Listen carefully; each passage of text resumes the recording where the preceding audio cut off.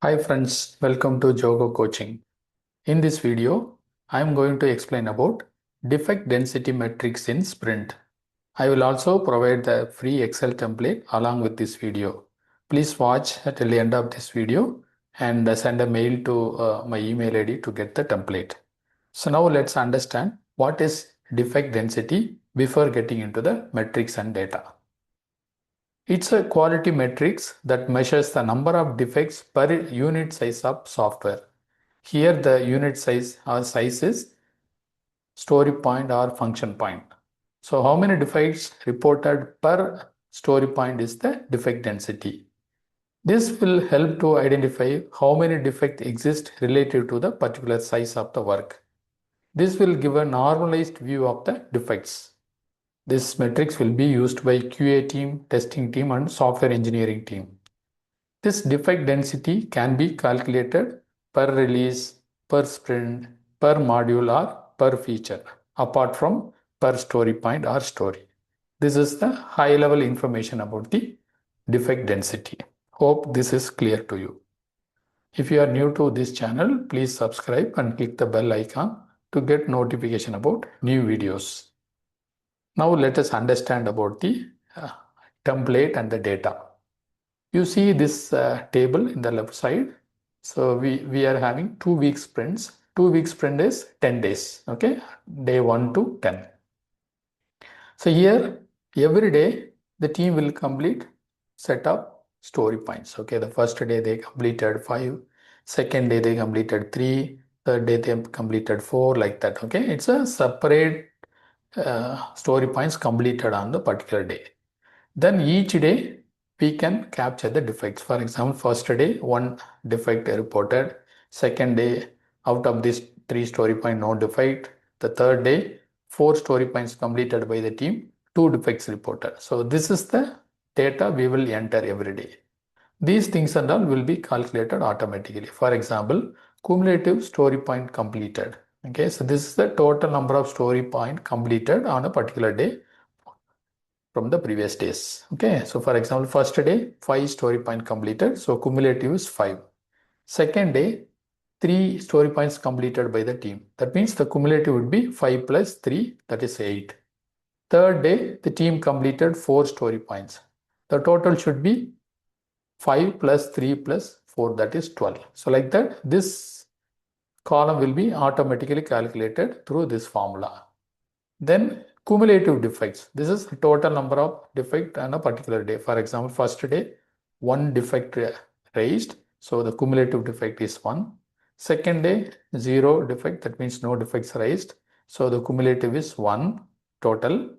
The third day, the team raised 3 defects. So the total is 3. 1 plus 2. That is 3. So the total will be calculated. So here per day defect density is calculated. So defect density formula is defect divided by story point. So here number of defect is 1 and divided by number of story points 5. So it's 0.20. So like that every day we can see the defect density. At the end of the sprint we can calculate for the overall sprint. Okay, so here 22 story points completed and 4 defects reported totally. So now formula is we can divide this. Okay, 4 divided by 22, it's a 0.18. So this is the defect density based on this formula.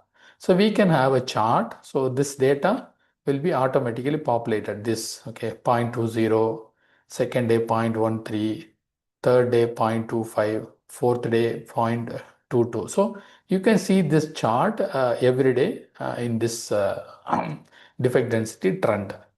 So how to read, how to interpret this matrix, or how to get the insight from this matrix? So if the defect density is 0.1 to 0.3, if that is in this range, it's a healthy benchmark. Okay, it's within the allowable limit. Okay, so that's good. And if the defect density is 0.5 per story point, then it signals the poor quality. The quality issue can be from requirement to testing. So we need to take some actions. This is what the insight we can get it from the defect density. So what is the benefit of having this matrix or the chart? This will evaluate product quality objectively instead of relying on opinion. Okay, this will give fact per story points per day. Okay, the second is this will prioritize testing efforts on module with higher density. If the defect density is higher for a particular module, the team should spend more time to address those or reduce the defects. This metrics will help to measure the effectiveness of the development and the testing. Okay, so because if more defects were reported means the testing effectiveness or unit testing effectiveness or development effectiveness is not good in terms of quality. This will help to detect the quality trend, whether the trend is improving per sprint or per release or decreasing. See here, it was here, then down, then went up. Now they are maintaining within that range. So you can see the long-term trend for a particular sprint or particular release. This is the key benefit of having the defect density trend. Hope this is clear and helpful to you. And if you want this ready to use template, please send a mail to jogocoaching@gmail.com. So we will send the template along with the data. So thanks for watching. We will see you in the next video.